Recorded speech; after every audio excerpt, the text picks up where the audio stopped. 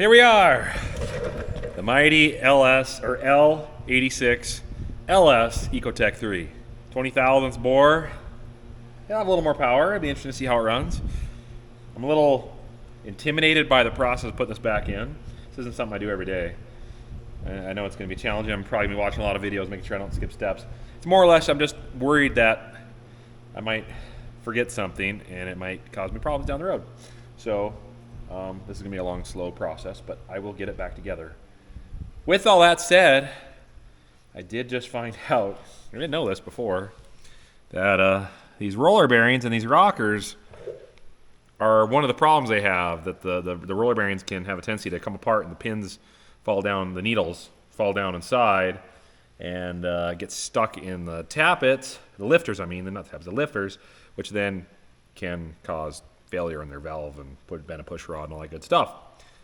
So as much as this thing is bulletproof, because this has been DOD deleted, there is no longer a DOD cam in it or lifters. That's all new. But now I have to worry about that. So I think what I'm going to do is I'm still going to put this engine together because I don't have the parts for that yet. It's going to be a while before I get them, a couple weeks. So we'll just go ahead and do the process to get this into the truck, maybe even get it running, and then when the time comes, I'll be able to take these apart and replace these bearings with bushings. So that way, that'll never be a problem. It's like a $200 insurance policy. $200 for parts and never have bearings come apart. There's a good chance that this would never have problems and run 200,000 more miles. I don't know, but I really don't want to risk it. All right, here's our fuel system, part of it at least. I have these reusable high pressure fuel lines that go on the top. So here's your injectors. Here's the old ones. Here's a set of some brand new ones. So I'm gonna figure out where all these little washers and gaskets and seals and all the good stuff go as I reassemble them to these rails. Fun, let's get to it. So this tab goes back like that, and then you push the button down. Like, there, that wasn't bad.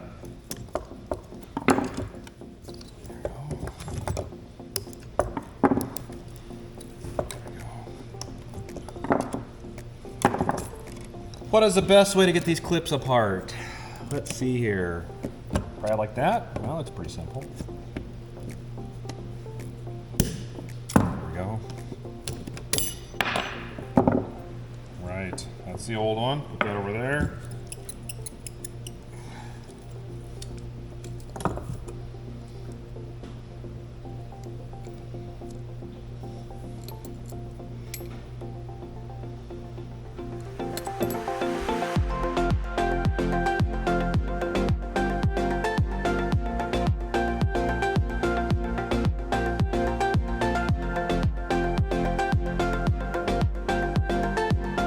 Just finished seating all the injectors into the rail. I use silicone spray because silicone is one of the few lubricants that won't destroy rubber O-rings. So you gotta be careful with that. This is gonna sit like this for the time being. I found out I need a couple parts that, I have it here. Yeah, this is a low pressure feed fuel line, and I messed up this end when I was taking it off because I didn't realize we had the right tool to take it off, and turns out we did. But anyway, so that's going to be a couple days before that comes in. I'm also missing, I've got a knock sensor that I got to get. That's coming in next week. And then there's one other thing coming in. So anyways, with all that said, this thing isn't running in today, but one step at a time. There's $1,000 to put new injectors in it. A lot of money. But it could be why my one cylinder failed, was possibly a bad injector. I looked at the tips that's on all those injectors, and a couple of them did look kind of discolored and, I don't know, a little carbon built up, and who knows. But new injectors, hopefully, will be good for, 150,000 miles. I've been going through all my other parts here, just kind of getting an idea of what needs to go on first and what doesn't. There's a few of these I'll be putting on before we drop the engine in, obviously, because there's just more or less location getting at, but it's a lot nicer with that block as small as I can have it to get it in here, because we didn't have a lot of room working in here when we put it in the first time. So I can install like the water pump afterwards. The harmonic balancer, that was a tight one. I would like to get that on before we put it in there because there's just not a ton of room here to torque on that thing, and it's easier on the floor over there. And then all the fuel system that goes on top, the cover, this guy right here, that's the high pressure fuel pump. That thing is kind of in the way to get the last few bolts on the transmission mounts. So when you're bolting the transmission up to the back of the engine, there's like 2 bolts back there that are really difficult to get to, and that thing is right there. So I'm thinking if I can get the bolts on first, then put that fuel cover on with the high pressure fuel pump, it'll save a headache. So just got to try to think about this stuff. All right, let's keep rolling. And we're back. A few days later, I got the parts. I needed this doohickey. Bearing was going out of my belt tensioner. Knock sensor that I broke pulling the engine out. And a bunch of exhaust manifold bolts, because I figured our parents will put new ones in there. But we're going to put this back in instead of busting some off and then having to deal with trying to easy out a sheared off bolt. So let's get this block on the cherry picker, figure out exactly what I want to put on it, and start this process, because I haven't watched any videos on what to do with this. So I'm just going to kind of go by the seat of my pants. All right, cherry picker.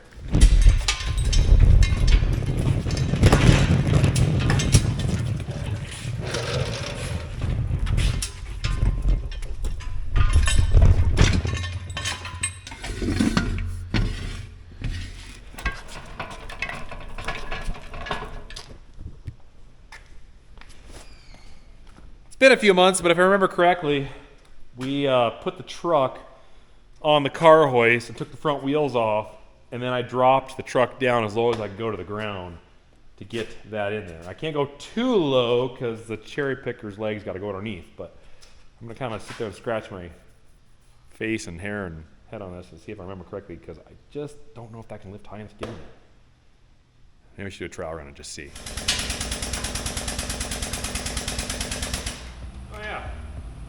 We'll clear. Okay, that'll make it.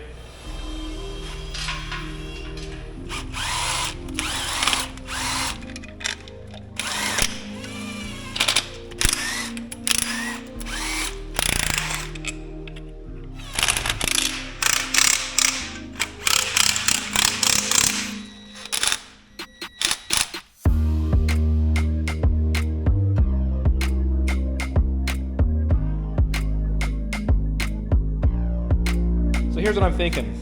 So I've got the harmonic balancer torqued on. You're supposed to tighten it to 111 foot-pounds, then back it off 360 degrees, then tighten it back up 59 foot-pounds, and then turn it another so many degrees. I didn't quite do that whole procedure because, well, it didn't work out quite as I planned, but I got her up to 120 foot-pounds, so hopefully that's enough. And the flywheel, got those all at 74 foot-pounds. Had to start off like 22 and then work your way up, so they're all good. And I did put a little bit of blue Loctite on those too, just to, you know, peace of mind. But I'm thinking, I got one engine mount on this side over here, and the oil pump, and then this side I got nothing. And there's 22, or actually take it back, 25 inches between the radiator front, the truck here, to the firewall, or the front of the back, what do you call that? There. So I'm thinking I'll turn the engine sideways, I should clear, drop in, then I'll turn it, rotate it back, length should be. While it's hanging in here, I'll put that other engine mount on because it's really hard to get on if the engine's dropped all the way down. I might even put some of the manifolds on, and I'll just start assembling all the stuff while it's just hanging in here, and then drop it down. Because basically I'm at a point where if I put any more on it here, it's not gonna fit in there. And I really wanted to get it on with the harmonic balancer on because that was the biggest torque specs that had to be done. And trying to do that in there with the radiator in there would have been extremely difficult because there's no way I could have held that engine from turning over. I had to put a crowbar inside here up against the block frame to stop it from turning so I could do the torque. I know there's a special tool for that. I don't have it. Or wait, I probably do. But Leg Arms knows where it's at, and he's not here. He's over there, way over there. It's okay. It's okay. I'll have my day soon.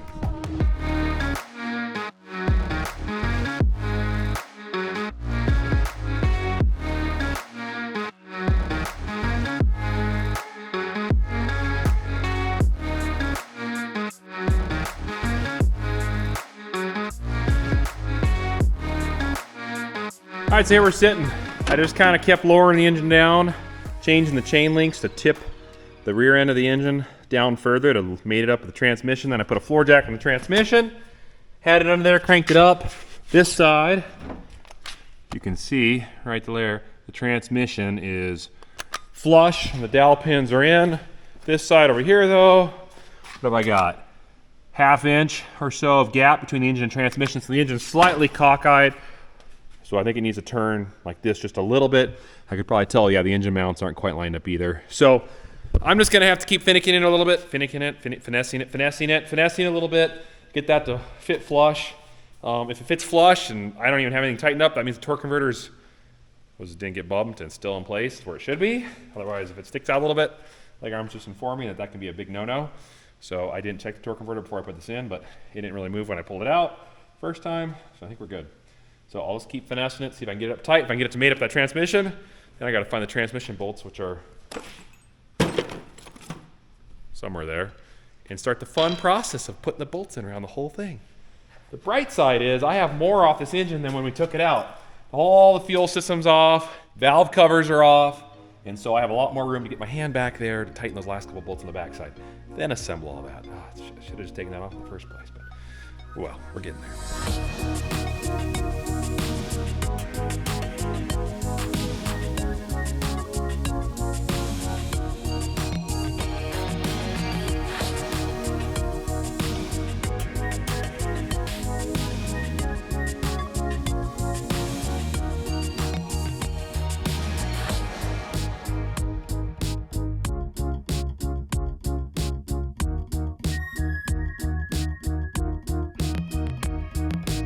It's been a long, tedious process, but I think I've got it all together. There's still some buttoning up to do, but all the connectors are connected, all the hoses are plugged in, everything is ready for fluids. I'll show you something I changed. I know some of you probably saw that Can-Am air system on this thing when I first started in the video and were like, yeah, don't worry, I got rid of it. So what I did is I put the stock air box back on, because that old K&N thing that's actually an oiled filter too I bought, thinking it'd be better, but they just suck too much dust in. Anyways, with that said, I kept the K&N intake pipe, left all that, cut it shorter, used the boot off the stock air box. It was a little bigger diameter than the 3, I think this is 3 inch. Actually, that might be 4 inch. But I was able to cinch it down tight, and it's snug. These seams are really tight. So, getting the benefits of both worlds. So I got the nice air box with the good air filter that flows well for this size of engine, and then not all that junk right there, so I can actually access a lot of the engine without worrying about that big old air chamber silencer. It's just all it is basically a muffler for your intake, which I don't really want, and it does actually supposedly add some chambers for some airflow and whatnot. But anyways, let's put fluids in this thing, let's get it started, because I want to hear it run.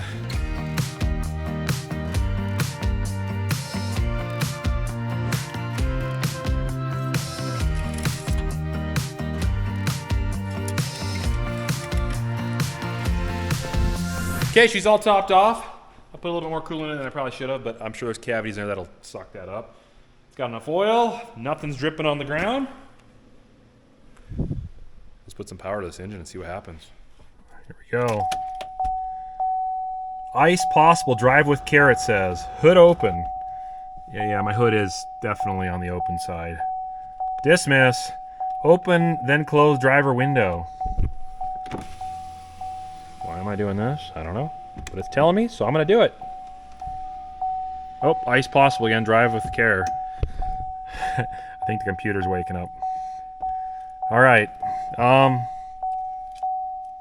Let's go for it. We're going to watch that oil pressure.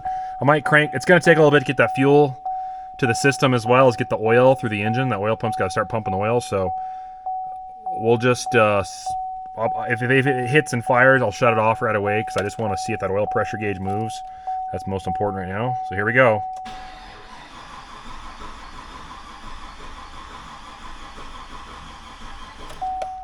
Battery's weak.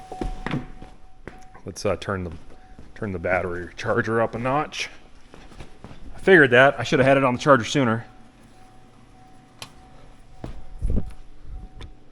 I don't know if that's on there very good. Let's see here. Oh, it's not even touching it. There, try that. Here we go. That's better. Oh, it hit. It hit for a second there. Let's do a quick look around real fast. I don't see any fluids on the ground that weren't already there. Nothing's dripping. That wasn't from me already. I do see a little bit of coolant right there. What's that from? Is that from something I dripped earlier? Gotta tighten that up. That's just gonna flop. I'll fix that. No, I don't see any coolant coming out of here. What's this? That's when I was spilling earlier. All right, let's just try it again. See what happens.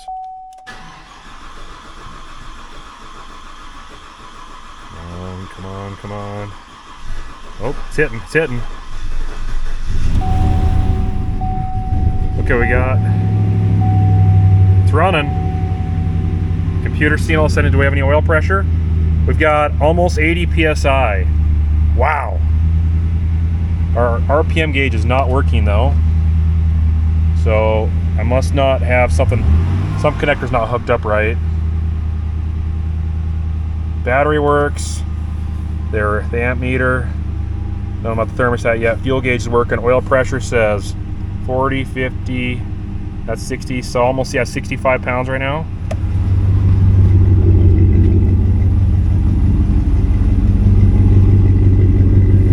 Be a lot of smoke coming off this thing with all the stuff that's spilt on the manifold as I was working on it.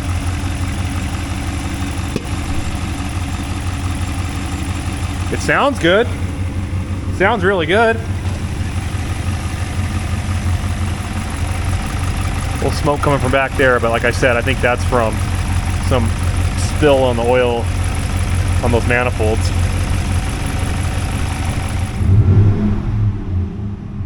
Sounds really good. Whoop. It's got old gas in it too. 7 month old gas, so. Man, it gets up to 80 PSI when I give that. Wow. Water temp is gradually increasing, so that's good. So that gauge is working, that gauge is working, that gauge is working, that one's working. Don't know about miles per hour yet, and my RPM, still gotta find out why that's not working. Something I must have done there, so. I'll research that. I just cranked the heat works, but my AC though, oh, I think I heard it kick on the compressor. Maybe it's working. Well, on the positive note, she runs. On the negative note, I've got a coolant leak in my radiator. I must have gotten hit somewhere. So I've got to pull my radiator and get that fixed. All right, let's drain the fluid before I lose it all. There's a little spray coming out. Man, that's too bad. That's what I get for leaving the radiator in there while doing all this. I thought I'd get by with leaving it in there. Somehow damaged it, so it's got to get fixed. All right. Well, look at that. Let's do it. Okay, here we go. And there we go. It's together. The new radiator's in.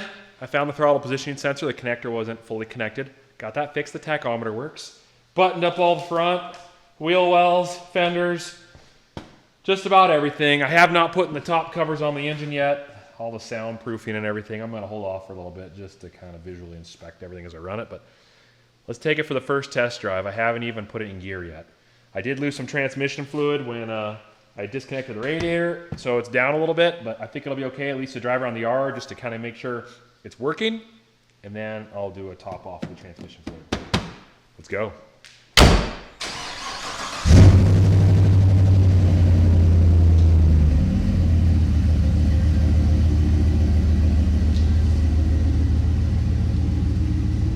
It's got some vapor. Oh man, you naughty. You're not so naughty anymore. All right. Oh, feels good. Hey, my oil pressure dropped. 40 PSI now. RPM's hovering at about 550. Ice possible. Drive with caution. Thank you for letting me know. Let's go to information. All right.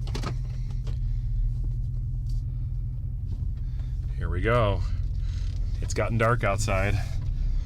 This has taken me a solid 4 solid days. But I haven't done it all straight.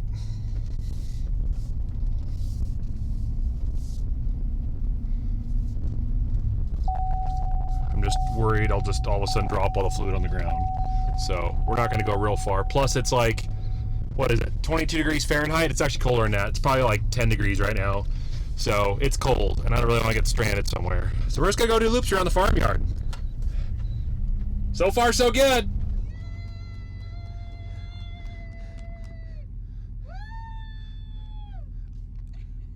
I think it's ready.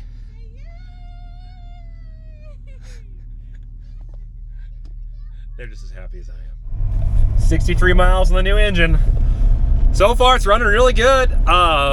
I have changed the oil 3 times in 63 miles. I'll explain. I put oil in it. I went to the parts store and I was like, I need some oil for a break-in, and I just grabbed some synthetic. I know, hang on, I'll get to that. Some 030, and I put it in there and ran it for the first 10 minutes or so of the whole getting to the shop, taking it down the road. And then that night, I went to bed and did some reading, and everyone's like, don't use synthetic. Not good. Glaze your cylinder walls for a break-in. Oh. So then I went to town and I got some mineral oil, and I put mineral oil in it. First change. Like 10 minutes into the process. Then I finished the break-in procedure of, you know, revving the engine 2,000, 2,500, 1,500, kind of varying on and off for the first 30 minutes or so. It's in a roller cam, so that's not as critical, but I've heard the rings still need a little bit of break-in. You guys probably can correct me if I'm wrong. I know it's a very hot topic. There's a lot of opinions on it. So then, running that for a while, I didn't change the filter the first time because I kept the same filter on after the first 10 minutes of running it because I wasn't going to change the filter in 10 minutes. So then I was like, you know, it's got 50 miles on it. I really should probably drop that first filter because it's probably got stuff in it. But if I'm doing that, I might as well just drop the oil. So I put new oil in it. So we're at 3 changes now, which is good. 3 changes in 50 miles. There's a lot of money in this thing. I don't want to do it the wrong way. So there you go. Otherwise, she's running like a top. Got good power. I'm not redlining it yet. I suppose I got to get a few miles on it first. But when I get about that 1,000-mile range, I'll start working it harder. Maybe the 100-mile range. We'll see how heavy my foot is. It's a foggy morning.